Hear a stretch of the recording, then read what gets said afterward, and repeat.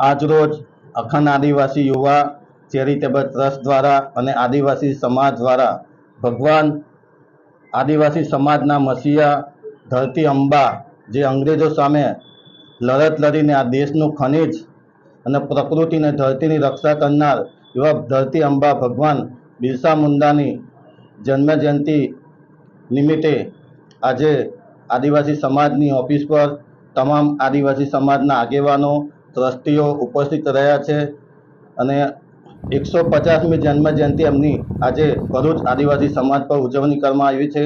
એ બદલ અખંડ આદિવાસી યુવા ચેરિટેબલ ટ્રસ્ટના પ્રમુખ તરીકે તમામ ટ્રસ્ટીઓ આદિવાસી સમાજના આગેવાનશ્રીઓને હું આભાર માનું છું।